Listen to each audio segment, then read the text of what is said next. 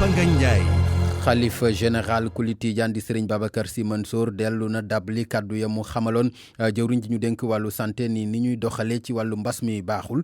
te nag war nañ koo soppar ñi loolu la wax président Macky Sall ma fa demoon tey doon joxe njaalam foofa ci Tivaouane ñeel Papa Malick Sy mi génn àddina ci fan yële ñu génn Cheikh Anta Diop lañ ci àndal. njiiti réew mi di Macky Sall dikk fii ci Tivaouane ñu dalal ko nag fi nga xamante ne moom mooy résidence bu mag bi nga xamante ne moom la ñu duppee Seydi El Hadji Malick Sy xalifa général des Tidiane di Serigne Babacar Sy Mansour dikk nag ci jamono yi feebar bi nga xamante ni mi ngi lëmbe réew mi nee na sax la ma ca waxoon ba léegi lay delluwaat Sénégalais yi nañ leen wax dëgg xam na ne nag feebar bi de mi ngi fii te mi ngi def ay jombe ku ci nekk lii leen waa kër docteur digal de nañu ko topp respecté li ñuy wax les mesures barrières loolee mel na ni jamono yi Sénégalais yi dañ koo bàyyi ginnaaw te nag feebar bi lu wér la te mi ngi faat te nag nii ñu ko soofantalee de bu fekkee ne delluwuñ ci ginnaaw lambaay mën naa ñaaw xalifa général des Tidianes di Serigne Babacar Sy Mansour mi ngi sàkku nag ci réew mi ñëpp ñu jóg taxaw ngir faagaagal feebar bi nee na sax bi fi jëwriñ ji nga xamante ne moom moo yor wàllu wér-gu-yaram dikkoon di Diouf Sarr béréloon na ko ne nag mbir mi nañu koy yokk taral ko ngir jàngoro jóge fi te it sénégalais yi nañ leen wax dëgg loolee la yuppiwaat ci kanamu njiitu réew mi di président Macky Sall na waxi démbam moom mooy waxi tayam ne nag na ñëpp taxaw ngir xeex feebar bi président Macky Sall nag moom nag nee na dafa ñëwoon nag indi njaalam ci ki nga xamante ne moom mooy Pape Malick Sy bi nga xamante ne nee na xaritam la woon conseil am la woon te ku am xam-xam la woon ku daan déglu nit ñi la te ku xamoon ni àdduna di doxe njaal ji bi ñu ci noppee njiitu réew mi ànd nag ak délégation jubali Thiénaba mu fas yéene fa jébbal njaalam xalif général bu Thiénaba ak njabootu maam Cheikh Ahmed Tidiane Seck mi nga xamante ni moo fi dëddu ñaar fukki fan ak juróom-benn ci weeru juin bi ñu génn Tivaouane Cheikh Anta Diop rajo Futur Média. Cheikh Anta Diop jërëjëf kon président bu bàyyi ko foofu ca Tivaouane ma nga jawali Thiénaba jàlle ji nag xalif général ba fa génn àddina di maam Cheikh Tidiane Seck ñu ñaanal ko yàlla xarel ko àjjana ñu des ba tey ci wàllu mbas mi ak ponk tey ji dañ ciy ànd ak docteur Mamadou Ndiaye. ci juróom-ñaar téeméer ak fukki test yi ñu jot a def ci laboratoire yi juróom benn fukk ak ñett ñoo ci positif ci ñooñu juróom fukk yi ay cas contact lañu mooy ñi jaxasoo woon ak ñi yore doomu jàngoro ji fukk ak ñett ñoo ci cas communautaire mooy ñi nga xam ne dañoo xamul ku leen wàll feebar bi nga xam ne am nañ ko ci ñooñu nag Bignona am na ci benn Diamniadio am na ci benn Dieuppeul am na ci benn HLM Grand Médine am na ci benn Liberté 6 extension am na ci benn Mermoz am na ci benn Ouest Foire am na ci benn Parcelles Assainies am na ci benn Passy am na ci benn Patte d'Oie am na ci benn Point E am na ci benn Sicap Amitié am na benn et Rufisque am na ci benn juróom benn fukk ak juróom-ñett ñi ñu hospitalisé woon wér nañu te bu si yàlla àndee dinañ génn tey fanweer ak ñeent cas ñu ngi ci réanimation ñaar ñàkk seeni bakkan ni ki démb dibéer fukki fan ak ñaar ci weeru juillet bi ñu nekk ñeneen ñi des ñu ngi am tan ci bésu tey dalee ko ci cas bu njëkk bi mbas mi duggee Sénégal jot nañu woññi juróom-ñetti junni ak téeméer ak juróom-ñeent fukk ak juróom-ñetti cas ñi am doomu jàngoro ji ci ñooñu juróomi junni ak juróomi téeméer ak fukk ak ñeent wér nañ si téeméer ak juróom fukk ñàkk seen bakkan mu des ñaari junni ak juróomi téeméer ak fanweer ak ñett ministère de la santé mu ngi masaw ñi nga xam ne jot nañu am ay mbokk yu wàññeeku di ñaanal ñu des ci hôpital yàlla may leen tan ba ñu génn ak jàmm ministère de la santé et de l'action sociale mu ngi gën a ñaax askan wi ñu gën a sàmmonte ak digle yi ñuy joxe. ñu des ci wàllu wér-gu-yaram dem ca Tambacounda foofa ca Maka Koulibantang foofa moom jafe-jafe wér-gu-yaram daanaka am nañ ko fa waaye li gën a doy waar mooy dañoo amul ambulance te itam pont bu ñu mën a jaar sax doon jafe-jafe ci képp koo xam ne amee nga jàngoro war a faju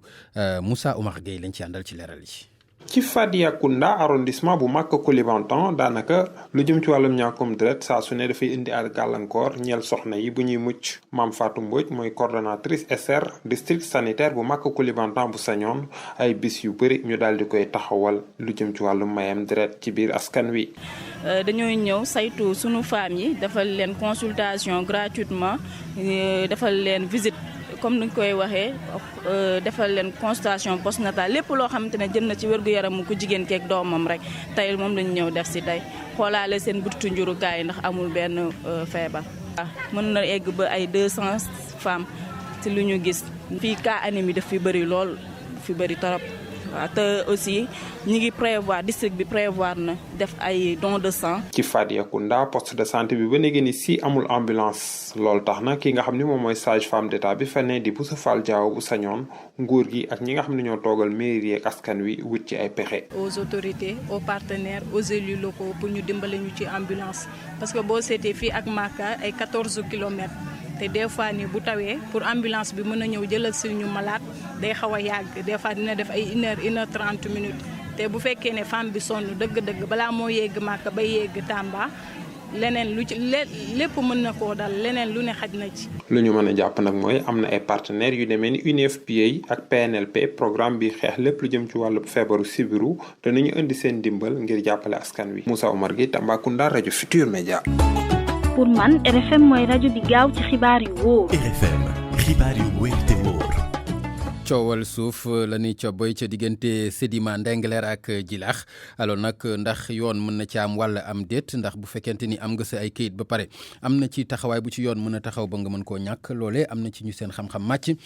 am na ci lu ñu dénk Georges Déthié Diop ñu teewlu ko. ñaari yoon rek ñoo am pour nga jëlee ab titre foncier ci ab nit benn bi mooy ki moom titre foncier boobee mujjee cédé wala nguur gi engagé benn yoon wi nga xamante ne da koy jëlee ci boppam ndax utilité publique maanaam liy jëriñ askan wi yëpp te ci wàllu woowu faw nguur gi indemniser ki ka moom te prix bu jaar yoon la koy defee donte sax délibération bi jiitu am na la ca jaarul woon yoon. ay juriste ñi seen xam-xam màcc ci wàllu foncier ne immatriculation day dindi acte yëpp yu ñu jëloon te ñu jiitu loolu te buñ ko jëlee kenn mënatu cee dellu gannaaw donte sax am na ay erreur kenn mënu koo attaqué ndax ci biir constitution bi dañoo ne kenn mënut a forcer nit mu joxe moomeelam xanaa bokk li ko wundu doon njëriñu askan wi yëpp immatriculation am na ñetti effet day tax ñu jëlee suuf bi nekkoon ci domaine national jox ko ab nit décret bi nag day faase bépp dogal gi nga xamante ne jëloon nañ ko te mu jiitu woon décret bi itam day tax ñu ne projet ba askan wi yëpp ñoo ci ay jëriñoo décret bi day dindi bépp droit bi nga xamante ne nguur gi amoon na ko ci suuf sax. ñu dikk des ba tey ci wàllu yoon wax lu jëm ci diggante Aby Ndour ak Pierre Goudiaby Atepa pàkkub suuf ba leen boole nag waroon nañ ko tey ji sax woo nañ leen ca tribunal waaye dàq nañu àtte boobee ba 20 fan ci weer wi nga xam ni ci la ñu nekk ci la ñu dàq àtte boobu nga xam ni moo aju woon ci seen coowal suuf loolu dox ca cantine ya Aby Ndour am ca corniche ba te ñi nga xam ni ñoom ñooy xeex lépp loo xam ni dafa aju ci wàllu littoral bi ak Pierre Goudiaby Atepa ne ko du ci daal kon dàq nañu boobu atte ba 20 fan leneen loo xam ni itam daanaka dàq nañu ko ba 20 fan ak juróom-ñett ci weeru sulet alors nag mi ngi aju moom ci Pierre Goudiaby Atepa ci boppam porté plainte Aby Ndour ci yàq deram loolu itam dàq nañ ko ba 20 fan ak juróom-ñett ci weer wi nga xam ni ci la ñu nekk moom itam kon muy li nga xam ni moom moo aju ci wàllu yoon leneen mu des ba tey ci wàllu yoon muy SYTJUST ñoom nag ñooy wéel seen grève ba nga xam ni bañ ko tàmbalee ak léegi yàgg na ba tax sax kenn ci ñoom muy ki jiite seen syndicat muy maître Aya Boun Malick Diop moom ñi ngi koy toppee abandonné bërëbu liggéeyukaayam loolu ñu koy toppee nag liggéeykat ya nekk ci tribunal bu Mbour ñoom ne fas yéene nañ ko cee jàppal tànk bu baax dañ ci ànd ak Abdourahmane Diallo. bërëbu attekaay yu nekkee ci Mbour fas yéene banque seeni loxo ñetti fan SYTJUST xeexam bi daf koy wéyal li ñu bëgg rek mooy ñu respecter protocole d'accord bi maître Daouda Sène mooy secrétaire général départemental bu SYTJUST bu Mbour. fi mu ne revendiqué wuñu dama bëgg mu leer ba c'est pas une revendication c'est pas de nouvelles revendications que nous mettons sur place du revendication bu bees li ñu demandé rek mooy lii ñu jëmmal président de la république signé ko moom lañ bëgg ñu nangul ñu ko jàmm na ñooy justice bi comme mën a démarrer. lu jëm nag ci seen secrétaire général national bi nga xam ni dañu wax ni dafa bàyyi postam waa SYTJUST di xamle ni jëruñ bi yor wàllum yoon dafa bëgg a déplacer débat bi. su dee abandon poste la ñu bëgg ko topp lu ci mën di nekk ñu dañ koy soutenir jusqu'à la fin parce que on laisse pas ses proches en pleine guerre loolu moom mënul nekk suñu mbokk la su dee ci xare bi sax ñu yëkkati ko dem suuli ko jébal ko suñu bopp mais loolu moom duñ ko ba sa bàyyi gannaaw na garde soo jàpp ne nag ñun ba débat bi moom su ko déplacé day sonal boppam. liggéeykat yu jëm ci wàllum yoon di xamle ni seen xeex bi dara du tax ñu dellu ci ginnaaw tànk amuñu li ñu bëgg. RFM Mbour Abdourahmane Diallo. ci ministère de la justice la ñuy des ba tey ndax ñii di ay liggéeykat ñu leen di wax ay liggéeykat yu yëngu ci wàllu éducation spécialisée ñoom nag tëgg nañ ñoom tam ci taabal ji di laaj seen i yelef dañoo jàpp ni jëwriñ ji leen gàlloo di ministre de la justice dafa tëddeewul njaaxaanaay Babalise Ndiaye moom mooy seen secrétaire général am na ci lu mu dénk El Hadji Ndiogou Diène ñu déglu ko. bés ni ci tey bu ñu doon seet tey yenn agent yoo xam ne nii ils sont victimes de discrimination ci seen biir ministère tey mën nañoo wax ne mooy ñi nga xam ne ñoom lañ tuddee travailleurs de l'éducation surveillée dañu nekk ci ministère boo xam ne nii saa suñuy joxe ay avantages dañuy beddi teg ñu fële mën nañoo jàpp li nga xam ne par exemple mooy fonds commun yi par exemple fonds commun de la justice biñ koy joxee dañoo génn teg ñu fële comme si ñun bokkuñu ci et pourtant ci sunu biir liggéey dañuy def ay enquêtes yoo xam ne nii day contribuer day dugal xaalis ci biir fonds commun boobu malgré loolu ñun kenn boole wuñu ci fonds commun boobu leneen li am tamit mooy que ne amuñ benn indemnité boo xam ne nii parfois yelloon ak taxaw ak sunu liggéey parce que ñun rek ngay gis biir administration sénégalaise nga nekk chef de service doo am indemnité suggestion sunu liggéey tamit dañuy jànkonte ay jafe-jafe yoo xam ne nii des fois sax dañuy nekk en danger loolu waroon na nekk tey loo xam ne nii dina tax nguur gi jox ñu indemnité bu ñu wax de risque et d'usure loolu moom la ñuy laaj depuis booba léegi sunu ministre ki nga xam ne mooy ministre de la justice ñu ngi koy alerter nag di ko wax ne bu bëggee agent yi dëkkandoo ak yeneen corps yëpp dëkkandoo ak jàmm ci biir ministère bi nag indi un traitement équitable pour agent yëpp bu ko defee jàmm ne ñooy léegi nag li ñu wax junj doy na boroom xel bu fekkee ne alerte bi ñu def ministre bi defu ci benn jéego pour saafara suñuy jafe-jafe dina dérouler suñu plan d'action ba ñuy sax dem ba grève yeneen liggéeykat yu dëkk yu fëgg seen dënn am lu leen naxari di ñay liggéey ña doon liggéey ca l'hôtel bu Foundiougne ñoom dañoo jàpp ne nag boobaak léegi dañoo nekk ci chômage te li ko waral mooy ka leen doon liggéeyloo la ñu mënatul a tegi gët li ñuy sàkku nag ci kilifa yi mooy ñu jàppale leen ba ñu mën koo gis lu ko mooy ñu seet keneen koo xam ni dina leen mën a liggéeyloo ñoom ñu mën a xëy mën a fayu loolu moom mooy seen bëgg-bëgg ci jamono jooju sax am na ay kilifa yu bokk ci DER demoon nañu seeti leen foofa ca seen bërëbu liggéeyukaay ba Aminata Goudiaby lañ ci àndal. hôtel bu Foundiougne buñ sukkandikoo ci ñi nga xam ne ñoom ñoo dëkkee ci région bi nee ñu bokkoon na ci yi nga xam ni ñoom ñoo gën a siiw ci Fatick atum 1976 la ñu ko tabax yaatuwaay bi toll ci 3 hectares tey ji nag boo fa demee poussière ay table yu damatoo ay bâtiment yu yàqu moom nga fay fekk ñi fa doon liggéeyee ñu ci bëri nekk ay pères de famille te dëkkee woon ci région bi fukki at a ngi nii ci chômage la ñu nekk ndaxte hôtel ba moom moo tëj Pape Samba Kanté moom mooy ki fa mujjee woon doon gérant saa su ne nag dafay ñëw ngir di fa jéem a surveiller. 2000 laa fi ñëw di liggéey donc 2000 bi ñuy ñëw daanaka mu ngi woon ci situation bu métti bu mel nii waaye ci juróomi at yi ñu weesu daanaka ci la mel nii mu mel nii donc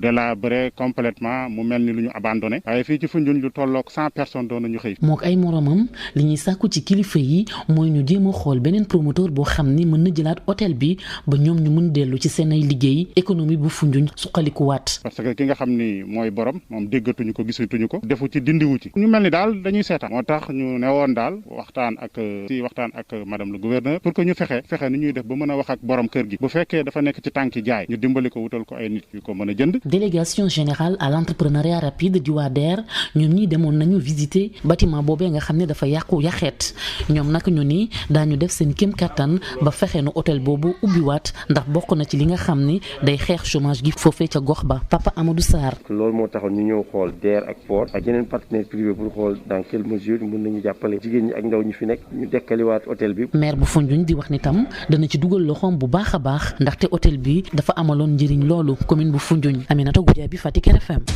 RFM rajo askan wi.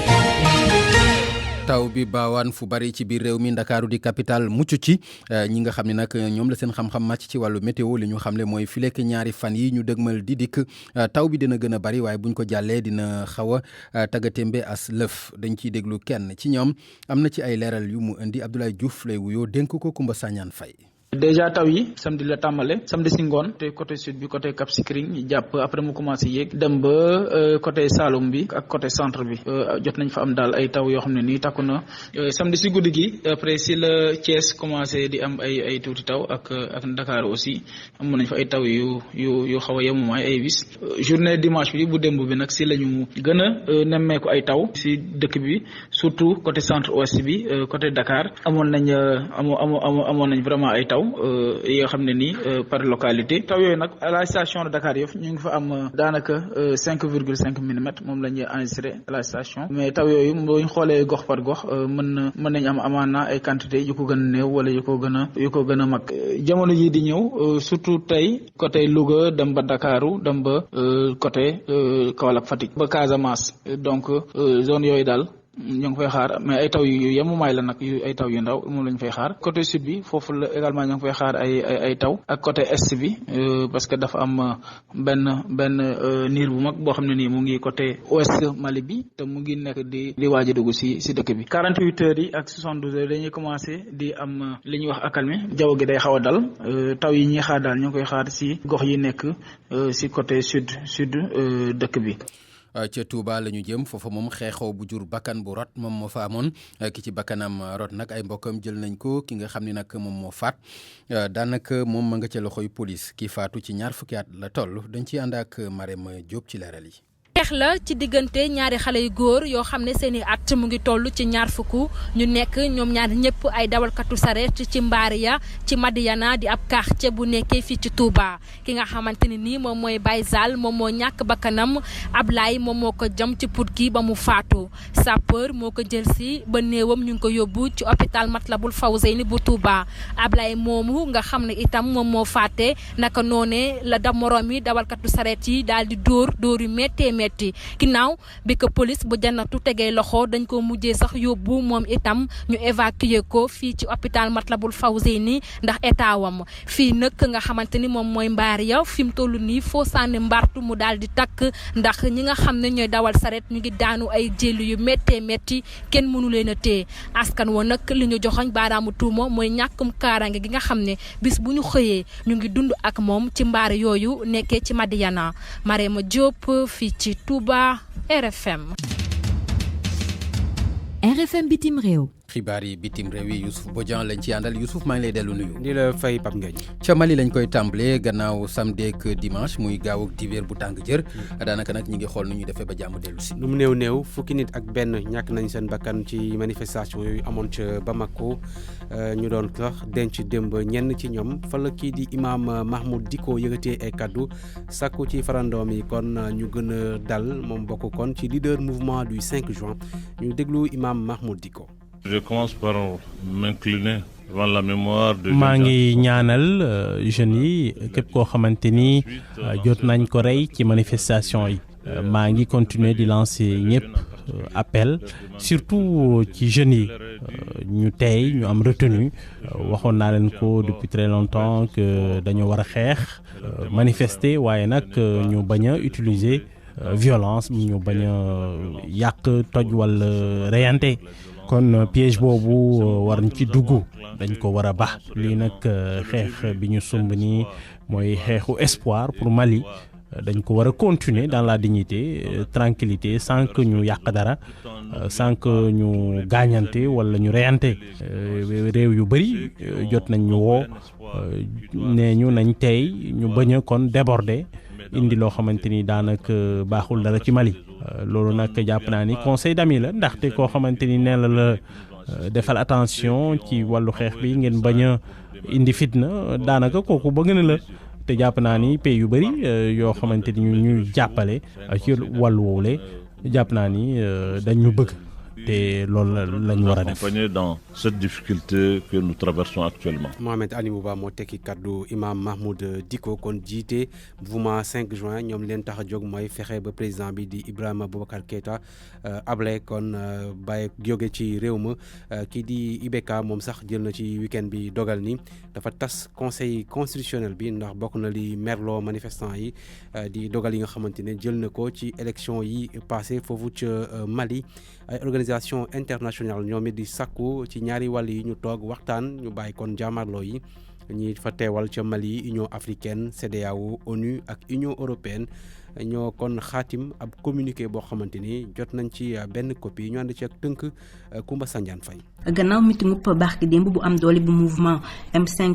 RFP représentant yu CEDEAO yu Union africaine yu Union européenne ak Nations unies di ñaawlu yàq-yàq yu nemmeeku ci yenn moom lépp réew mi ànd ak fitna goo xamante ne ay bakkan rot na ci ay nit ñu bëri te jëli ci gaañu naka noonu moom lépp nguur gi ak ay jàmbur yu ñu yàkkati ñu toogal kuréel yooyee ci Mali di ñaawlu xeetu fitna gu mu mën a doon goo xamante ne dafa soqeekoo ci crise sociopolitique ba lëmbe réew ma ñu ngi ñaawlu it ni ñu jëfandikoo doole ngir daal di wàññi ñoo ñee doon ñaxtu ci loolee ñuy woo ñëpp ñoo xamante ne parti politique société civile képp ku di force vive de la nation foofee ci Mali ñu ànd ak dal te lii di waxtaan doon lu leen gën a yitteel bokk na yitte ci lu leen jaaxal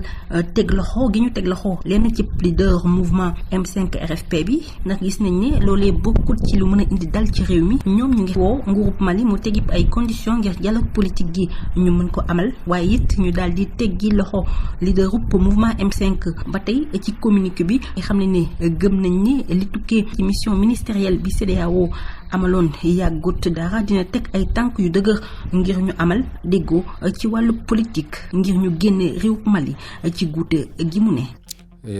Youssouf dañuy daal di dem ca Côte d'Ivoire gannaaw Mali foofu vice président ba moo tekki ndombal tànkam. secrétaire général bu présidence moo ko siiwal tey ci altine bi Daniel Kablan Duncan moom la lay wuyoo kon am 77 ans moom nee na kon mbiru boppam moo tax kon mu bàyyi waxul lan moo tax mu daal di tekki ndombal tànkam mu xam ne sax ni lettre am bi da ko déposé depuis le 27 février waaye le 8 juillet bi rek la njiitu réew mi di Alassane Ouattara daal di jël décret. ngir nangu ni léegi fonction mi jeex na kon Daniel Kablan Duncan boobule nekkatul vice président bu Côte d'Ivoire. dañuy dem ca Libye foofu lu wàju ci wàllu production bu pétrole bi daanaka mooy wéy di am jafe-jafe. waaye jafe-jafe ginnaaw ay groupe yoo xamante ne fipp lañu ànd ak maréchal Khalifa Haftar ñoom ba tey ñu ngi taxaw fi ñu taxaw rek nee nañu li ñu bëgg mooy séddale mi jëm ci koom bi bàyyeekoo ci pétrole boobule ñëpp mën ci jot seen wàll ñoom kon ñu def déclaration wax ni ba léegi ñu ngi gàntal yóbbu bi pétrole bi jëm ca bitim réew waaye ñi jiite réew ma ñoom leneen la ñu wax génne nañ ñoom it bataaxal wax ni ajuma ba léegi yëf yi jaar na yoon ñu jàpp ni exploitation bi waaye tamit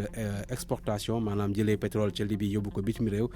mu ngi am jafe-jafe juróom benn weer a ngi nii ndax kon fitna yi nga xamante ni ñu ngi am ca réew ma ñu jeexalee ko ak Afrique du Sud foofu Zinzi Mandela moo génn àdduna tey ci suba ca Johannesburg moo nekkoon Tchad ci kon Nelson Mandela ak Winnie Mandela moom nag mu ngi amoon lu toll ci juróom fukki at ak juróom-ñeent 59 ans nekkoon ambassadeur bu Afrique du Sud fële ca Danemark kon doomu Nelson Mandela boobule moo génn àdduna tey ci suba foofu ci Afrique du Sud Pape Ngagne. jërëjëf Youssouf Bodian ñu dikk dal ci jukkib tàggat yaram bi fas yéene ci ànd ak Soda Thiam. RFM Sport.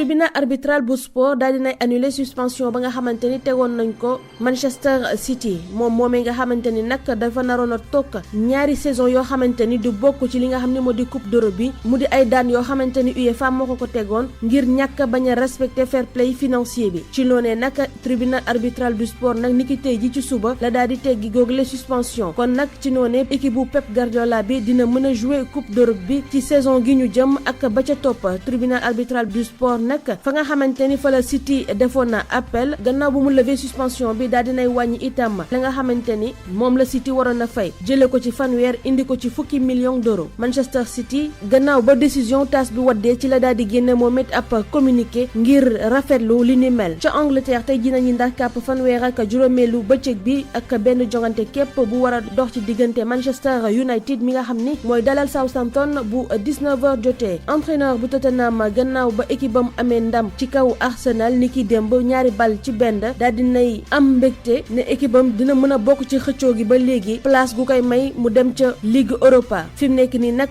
Tottenham mi ngi ci juróom-ñetteelu place bi ka nekk ci juróom-benneelu place bi nag rawee ko ñetti poñ képp ci noonee nag José Mourinho moom xamle ni la gën a am solo jamono ji moom moo di def seen kéem kattan ba mën a am ticket gu leen di yóbbu ca Ligue Europa ca Espagne foofu nag te itam daañu ndar kàpp fanweer ak juróom-benneelu bëccëg bi ak Villarreal mi nar a dalal Real Sociedad Alves di am Getafe Grenade di am Real Madrid ci noonee sax Real Madrid ni ki tey ji bu amee ndam dina mën a rawewaat ñeenti pon ki nga xam ne moo topp si ginnaawam di FC Barcelone waaye nag bu fekkee ni suspense am na ba léegi ci kan moo nar a nekk champion bu Liga lu jëm ci équipe yi nar a wàcc nag xamagum nañ ci kenn mu di Espagnol bu Barcelone ci Italie tey ji itam daañu ndar kàpp fanweer ak ñaareelu bëccëg bi ak Inter Milan mi nga xamante ni moo war a jàkkaarloo ak Torino. ca France débat bi nag mi ngi ci ba léegi ñaata spectateur ñoom ñoo war a teewee finalu coupe de France bi nga xamante ni moo war a dox ci diggante Paris Saint-Germain ak Saint-Étienne ñaar fukki fan ak ñeent ci weeru sulet ak finalu coupe de la Ligue bi war a dox ci diggante Lyon ak Paris Saint-Germain benn ayu bés gannaaw coupe de France bi bu fekkee nag fédération ak ligue bi yépp waxoon nañ leen ay fan ci ginnaaw ni ñaari final yooyee du tax nguurub France dellu ginnaaw ci décision yi mu jëloon ni duñu amal rassemblement lu ëpp 5000 personnes ba fanweeri fan ak benn ci weeru août ministre délégué au sport bi nag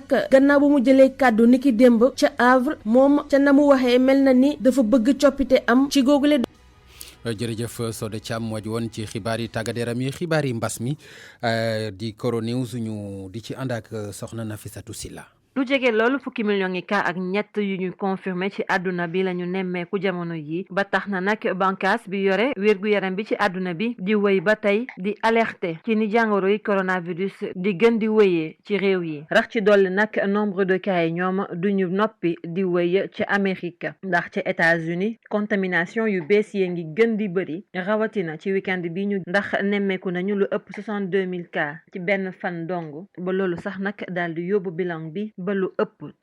3,200,000 cas bilan bu mujj bi ñu faatu nag mi ngi toll ci 906 ci dimanche bii rek Donald Trump nag moom mi ngi yëgle ni dinañu ut traitement ci nu mu gën a gaawee wala sax vaccin laata njeexitalu at bile seetlu bi ni mel tamit la ñu amal foofee ca Brésil ndax bilan baa ngi wéy di yokku fan wi ñu génn rek enregistré nañu lu ëpp 24 000 contamination yu bees ak lu ëpp juróom benn téeméeri nit ak fanweer ak benn ñu ñàkk seen bakkan ci lundi bi président Bolsonaro nag moom nga xamante ne ay bés yi la ñu génn dañ ko testé woon positif ma ngay wéy di faju ba tey ci Europe nag li ñu nemmeeku mooy bilan buy wàcc fu ci mel ni Italie ak Espagne ndax ci fan bii rek ñu génn ku ci nekk li nga deele ci ñi am corona weesuwut fukki nit mu wuteeg loolu nag ak Allemagne nga xamante ne nag foofu jàngoro jaa ngi wéy di law ak itamit fii di Royaume-Uni nga xam ni rek nemmeeku nañu fan wi ñu génn juróom benn téeméer rek juróom fukki cas yu bees ci coronavirus ngir nag daal di xeex jàngoro ji di Covid-19 Grande-Bretagne ci boppam fas na yéene signé ab accord bu téeméeri millions livres sterling ak ñaari laboratoire yi di Sanofi ak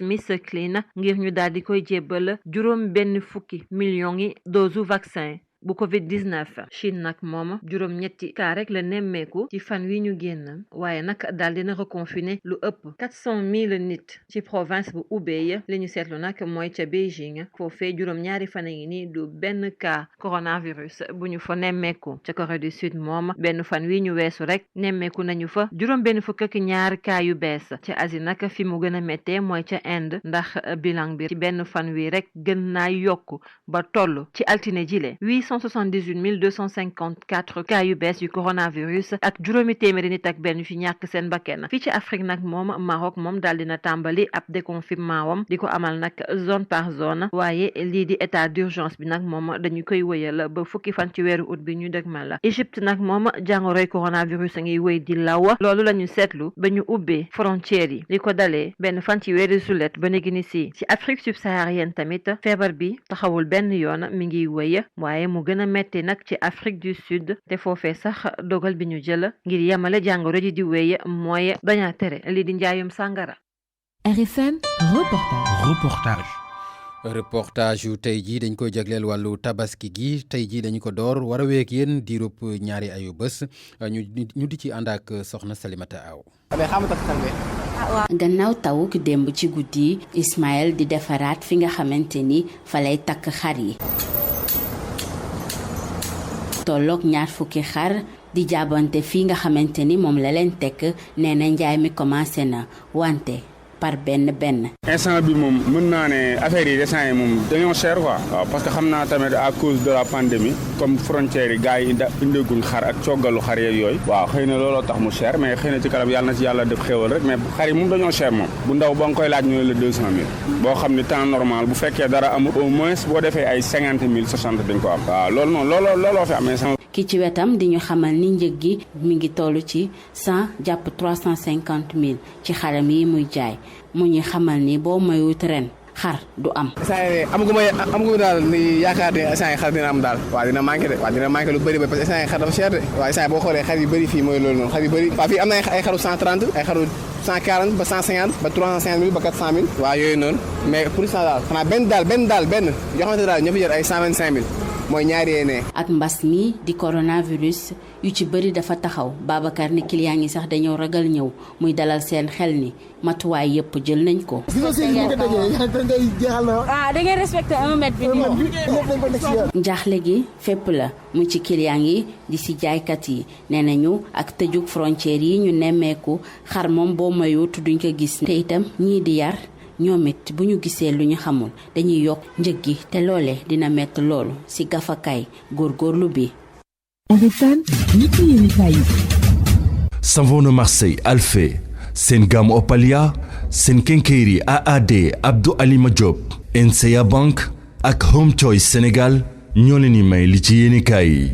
Yéenekaay yi Mohamed Ndiaye lañ ci àndal. jërë ngeen jëf sébb bu tët ak wet gu ne la ñu koy wale l'observateur nañu moo taxit kilifa yore wàllu wér-gu-yaram ci réew mi andi nañu beneen plan anti corona bu yees ubbil yéenekaay bi ca plan ba bokk na ci ne léegi ñu am juróom benn fukket ak lu teg la ñu hospitalisé test yi ñu defit dañu koy wàññi libération nañu ca jamono joojee coronavirus bi moom wàññiwul ay jéegoom mi ngi gën di law ci réew mi di dem romb na léegi limub juróom-ñetti junniy cas corona ci réew mi juróom-ñetti junniy ak téeméer ak fanweer ak juróom la ñu fi am li ko tax a yegg foofee journal bi nañu moo di ci week-end bi maanaam ci samedi jeeg dimanche ji am nañu ñaari téeméeri cas coronavirus ak juróom fukk ak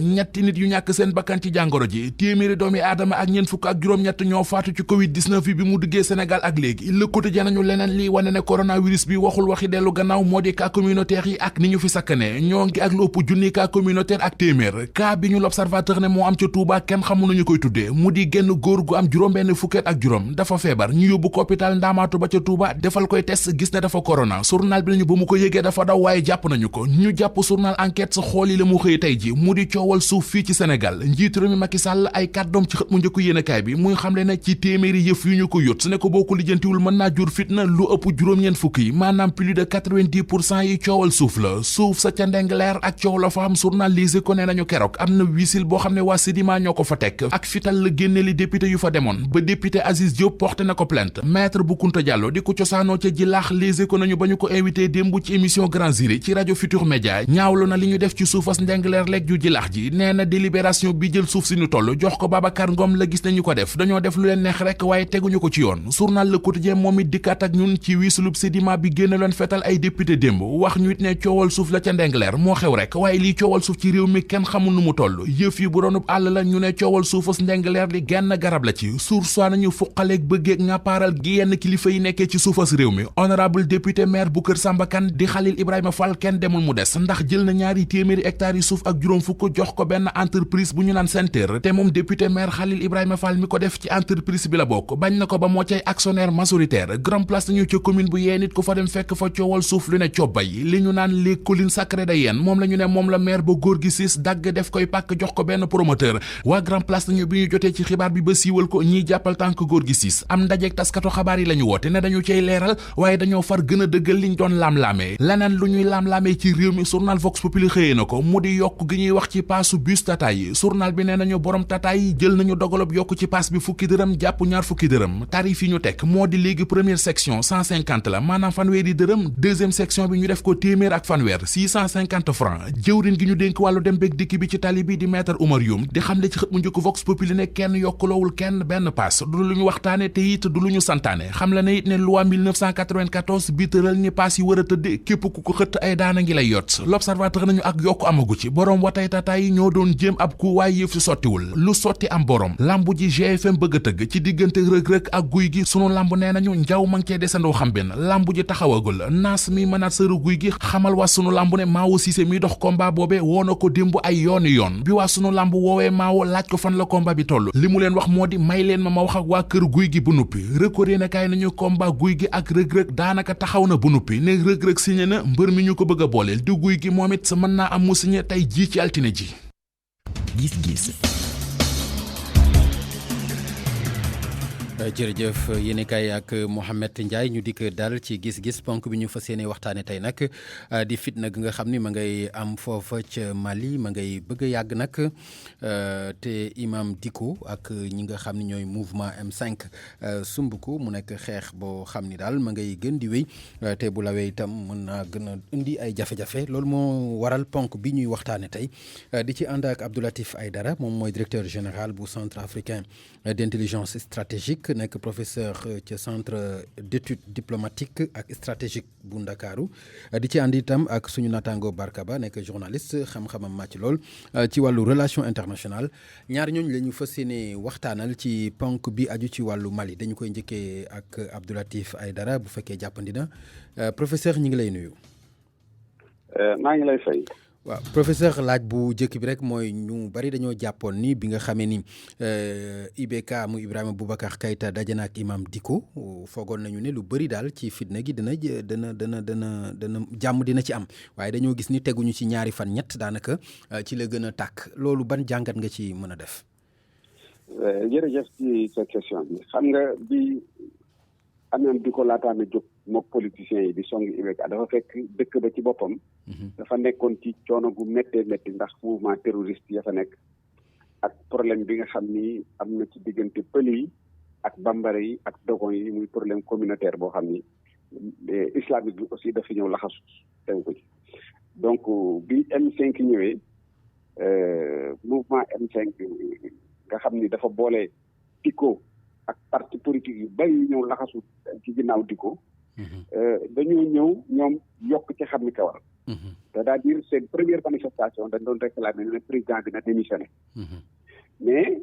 bi ñu demee bay yegg parti politique yi seen bopp léegi ñoom ñoo téye ni président bi na démissionné mais Dicko mi nga xam ne moo jiite mouvement bi moom téyeetul ni président bi na démissionné moom yeneen condition de posé may dissolution assemblée nationale formation gouvernement de transition yooyu la ëllëg yi mais tega jiitalatul démission bu président donc peut-être loolu aussi ba mu gisanteeg président bi peut-être résultat la ci mais en tout cas Dicko moom jiitalatul démission président te Dicko doole ji moo ko yor donc mais doole ji mi ngi koy yor ba léegi nii moom tegul comme condition président ndax doole ji mi ngi koy yor ba léegi ndax doole ji mi ngi koy yor ba léegi ah oui mu ngi koy yor ba léegi parce que ñeneen parti politique yi dañoo ñëw rek greffé wu ci maanaam tey xam nga politique du amul démarche parasitaire booy def politique parasitaire baaxul maanaam politique boo xam ni da ngay fekk benn événement rek nga langaamu ci bu booba fayee nga jël beneen événement langaamu ci bu booba fayee nga jël beneen événement langaamu ci loolu moo am Mali lii am nii c'est l'échec de l'élite politique parce que dëkk boo xam ni élite politique bi ñu ngi doxal li ñu war a doxalee imam waaw du ci am wàll ñëw ba jiite fa lu mel nii d'accord c'est pas possible léegi imam boobu est-ce que loolu mënul jur leneen itam parce que ku wax imam wax di nga dugg ci wàllu diine di nga war a dugg ci leneen ndax loolu itam du tax ñu jàpp ni moom Dicko moomu am na lu ko laalale ak ñeneen ñu ñuy wax ay islamiste wala ñeneen waaw Dicko effectivement am na lu mu bokk ak islamiste yi mooy ñoom ñëpp Arabie Saoudite la ñu jànge nekk ay wahhabite te boo demee Mali presque ñoom ay sunnite lañu de rite malikite majorité ba Dicko waaye dafa am lu particulier lu nekk ci Dicko mooy ni wahhabite la mais dafa bokk ci catégorie bi ñuy wax les wahhabites quiétistes wahhabite quiétiste mooy wahhabite yi nga xam ne bëgguñu violence même ku sàcc ñu dagg sa loxo sax bëgguñu ko donc Dicko ci yooyu la bokk moom dafa contre terrorisme violence bi ñuy def malgré le fait que nag ñoo bokk wéeruwaay ci diine ñoom ñëpp ay xanbati lañu ñoom ñëpp ay waxatit lañu donc loolu moo tax ba Dicko du lëkkaloo ak ñoom parce que violence bi ñooñu nekk moom d'accord ci daf ko mës a dénoncé nag même bien avant lii daf ko mës a dénoncé wax na ko démb sax wax na lu jëm ci wàllu violence yooyu ñu bàyyi ko léegi kon lan mooy ban intérêt la am moom ci xeex bi bu fekkente ni waxul na président bi démissionné kon amul moom benn ambition donc lan mooy ci intérêt am tey ci xeex bi moom Imam Dicko ci ñi fal IBK en 2013 la bokk xaritam la woon ñoo daan ànd mais Dicko dafa bëggoon a nekk intermédiaire entre gouvernement Mali ak terroriste yi am na ku nekk ci ginnaaw Dicko mooy shérif bi nekk Nioro kooku tam dafa bëggoon a nekk intermédiaire donc duo boobu ñoo bëggoon a dox diggante gouvernement bi ak terroriste yi ñu jox leen cër boobu loolu nag la leen IBK bañal. bi mu leen ko bañalee ba léegi nag depuis 2017 jëm 2018 ci la waa ji tourné sa veste maintenant contre di def naan ajjuma ju nekk bu ñu jullee ba pare comme ni ñu koy defee Sénégal rek. bu ñu jullee ajjuma ba pare rek. nañ def manifestation. ñu la bàyyi leen affaire bi di law. ajjuma bu ne muy gën a bari ajjuma bu gën a muy gën a bari ba léegi nag dem na ba ajjuma léegi bu ñu jullee presque dëkk ba yëppay génn. te bis bu Dicko avenir bi mooy ne rek Dicko tant que Dicko waxul ni marchons vers le palais nañu dugg ci palais bi génn fi IBK. tant que waxul loolu moom IBK sera au pouvoir. parce que politiciens yi mënuñu koo génne parce que politiciens yi amuñu programme. d'accord mais kon professeur yow su ma la déggee mooy kon ñu déloger kii di IBK ci Dicko la des fi mu nekk nii ndax wax nga ma léegi ne doole ji mi ngi ci moom. waaw loolu moo am tant que Dicko waxul ni déloger leen ko duñ ko mën a déloger maintenant opposition bi nag ñoom dañ ko bëgg a déloger. waaw mais léegi ani kaaraange gi ani armée bi dans tout ça. parce que gis nañ taxawaay bi nga xam ne taxaw nañ ko jàmmaarloo nañu ak ñi nga xam ne ñooy askan wi lu bëri itam am fa ay yàqu-yàqu mais boo ma waxee ni ma par exemple tey su Dicko waxee ñu jëlee ko fa ani kaaraange kii di IBK. bon boo gisee ma waxee la ko noonu mooy ni bis bu Dicko jógee ne damay marcher sur le palais. armée bi mën na rey 200 wala 300 waaye danañ yegg parce que nit ñi bëri nañ. d'accord xam nga dafa am peuple bu jógee. ne président bi doo fi fanaan peuple bi laa wax. loolu moom dëgg la peuple moom loolu moom dëgg yëpp. waaw loolu moom dëgg la peuple. armée bi aussi. mënul tirer. amul benn armée boo xam ne attan na peuple mu rey ñëpp. parce que dëgg pour que naa lañ fi aussi di ko xaar. donc nit ñi dañu def attention léegi. waaw looloo tax ma ni la. Dicko bis bu jëlee décision. waaw IBK du fanaan ci palais. waaw ànd ak nitam yi wuti palais ba. waaw danañ ci rey yu bari waaye danañ yegg palais. d'accord léegi yow am na sax loo xaw a junj léegi ci sa biir wax waaye man li ma bëgg a xam rek mooy ku xam Mali ci jamono yu bëri xamoon nga ni au moins démocratie la woon dafa wax dëgg yàlla tey bu ñu demee ba lu mel nii di fa am lan nga jàpp ni moo ko indi ak lan la mën a jur pour Mali. waaw problème bi mooy gouvernance la xam nga problème de gouvernance moo am Mali surtout la gouvernance sécuritaire. xam nga Mali dafa am force yu bari yoo xam ne dañoo dugg ci sécurité Mali. muy France muy MINUSMA des Nations Unies. te population bi ci boppam ñoo digéré tout maintenant force yooyu nekk fa. malgré le fait que ñu ngi nekk Mali ba pare problème yi continué parce que li tax moo wax la ko mooy. MINUSMA 13000 soldats la ak 2000 policiers muy 15000 hommes. nga jël Barkhane 4500 hommes G5 Sahel 4500 maanaam plus de 25000 hommes ñu ngi nekk Mali yore seen i njànnaay di xeex contre presque 2500 terroristes yoo xam ne mënuñu leen faa jëlee ba léegi. loolu nag la population boo gisee population bi jóg soulèvement yi c'est des soulèvements contre la France presque. waaw c'est des soulèvements contre la France parce que pour ñoom IBK moo fi nekkal France. France ci boppam. la gars yi mënatul a digérer sa présence au Mali. parce que dañu ne inutile. jarul du fay nekk dañ ko jóge. d'accord défendre ñu leen. d'accord léegi dama dégg tey rek ci actualité bi ku mel ni maître Amadou Sall am lu mu wax par rapport ak Mali mu jàpp ni Mali bu amee jafe-jafe boobu mën na wal ba ci Sénégal ak ci yeneen réew ndax jàpp nga ni loolu mën na nekk. non contexte yi bokkul. contexte yi bokkul li am Mali ak li am Sénégal du benn. Sénégal yeggaguñ ci faillite des hommes politiques. bon yeggaguñ ci c'est-à-dire xaw nañ ko jege parce que homme politique. mais bu fa Wahhabite amee doole foofu ci Mali Wahhabite bu ñu amee doole foofu ci Mali. la faillite des hommes politiques moo tax ba marabu bi jël pouvoir bi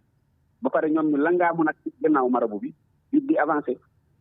voilà mais contexte yi bokkul c'est pas la même chose. d'accord jërëjëf professeur Abdou Latif Aidara ñu gërëm la bu baax di la jox rendez-vous xam naa ci beneen jamono bu ci yàlla àndee jërëjëf.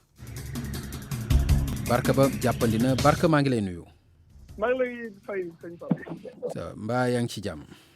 sant yàlla bu baax Pape. Barke tolluwaayu Mali tey lan la inspiré li nga fa gis ndax lu doon raam la ba ñu jàpp ni yàgg na ci ñag ba wala lan nga ko gisee tey.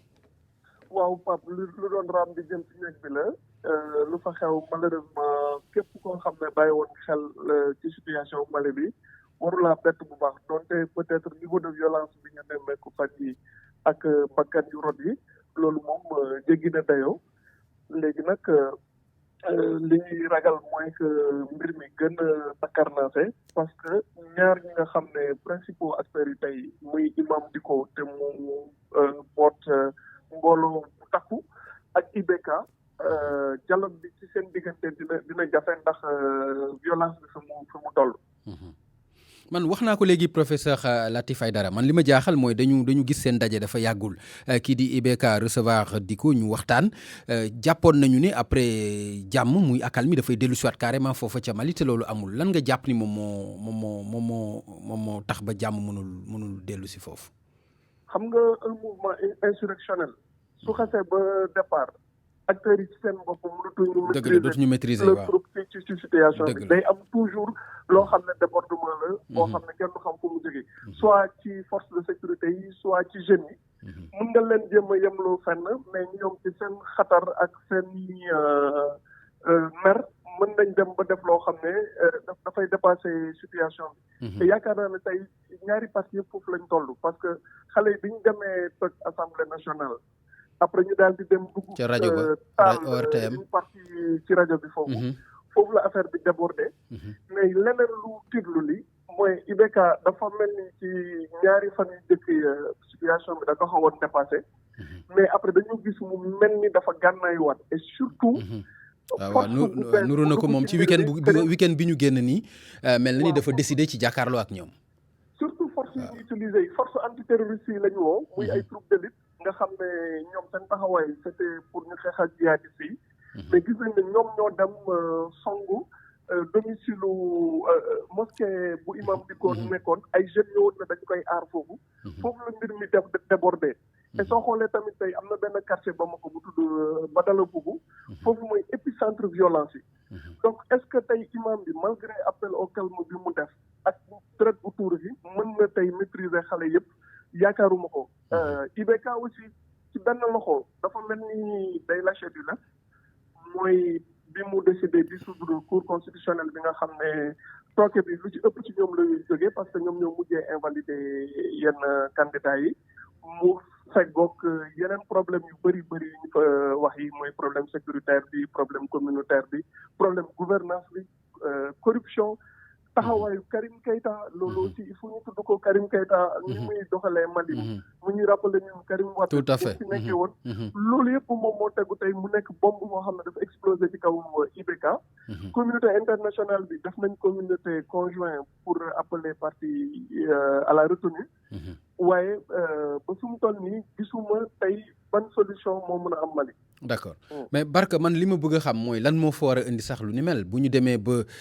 leadership bi ñi nga xam ni ñooy imam yi di ko jël mu nekk lajj boo xam ni politique yi lajj nañ ko lan nga koy yaakaar da nga jàpp ni ko professeur Latif Aïdara waxe maanaam dañu njort ni rek loxo France dafa nekk ci ginnaaw IBK te ñoom ñu doyal ci France moo indi lu ni mel lan nga jàpp ni moo ko indi. man li ma jàpp mooy c'est pas simplement la présence française dëgg la am na ñuy manifester toujours naan France nañ génn foofu depuis bu ñu fa duggee dañu gën a aggraver situation bi mais principalement mer bi c'est des solutions yoo xam ne ci waa ji nu mu téye nguur gi la IBK dañ ko joxaatoon mandat alors que vraiment premier mandat bi convaincre woon bu baax mais au bout du deuxième mandat su ñu gisee ne problème bi dafa gën a law et surtout bu kenn négliger benn aspect mooy aspect communautaire bi le conflit dans le centre bi nga xam ne entre Dogon yi ak dañ doon rayante foofu dafa jox Mali prémisse guerre civile prémisse guerre civile boo xam ne moom moo tiital tey askan wi greffé wu ci yeneen problème yu bëri ay problème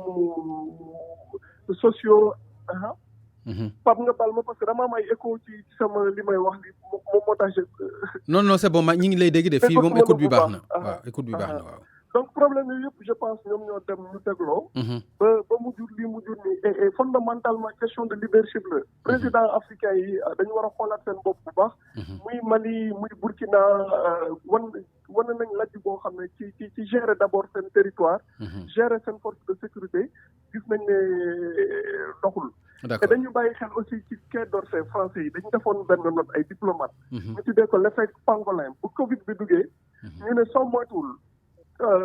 ñuy artu gouvernement France ne ko état sahélien yi ngay jàppale yi soo moytuwul yu bëri dinañ daanu ndaxte crise Covid bi dafa gën a ñëw xawi seen sutura won déjà laj yi ñu lajoon ci yeneen secteurs yi. soo moytul lii moom moo leen di yóbbu et malheureusement biñ ko waxee ak léegi motul ñetti weer. et gis nañ Mali mbir mi mu ngi commencé na foofu. d'accord yaakaar nga mu yem Mali yaakaar nga yenn réew yu mel ni Sénégal mucc ci. xam nga nañ ñaan yàlla mu sax coow li fay Mali parce que kenn amul intérêt que sous région bi daal di tàkk. mais li ñu nemmeeku mooy lépp lu xew ci benn pays africain. soo moytul tôt ou tard question de temps lay doon mais mën na yóbbaale yeneen pays africains et bu boobaa kaawu Mali bi su lawee ci sous région bi du baax ci kenn. ba mu mel ni printemps arabe ba mu mel ni li ñu doon wax printemps arabe. waaw waaw. d'accord jërëjëf Barka loolu yàlla nañ ci yàlla musal ñu gërëm la bu baax mu nekkoon Barka Ba ak professeur Abdou Latif Aïdara ñoom lañ doon àndal ci gis-gis muy point de vue ñu jagle leen ko tolluwaayu xeex ba am ca Mali fan lay mujjee dégg ngeen ci seen xalaat yem woon mbokk yi ak fi ñuy tàggoowee ak yéen mu nekkoon xibaar yi digg njolloor gi ak rajo Futur Média Abdoulaye Diop moo nekkoon ci xarala gi ñu leen di gërëm bu baax di leen jox daje incha allah ci beneen jotaay bu ci yàlla àndee di ngeen ànd ak soxna Aminata Ndaw ci communiqué yi ak tàgge yi jërë ngeen jëf.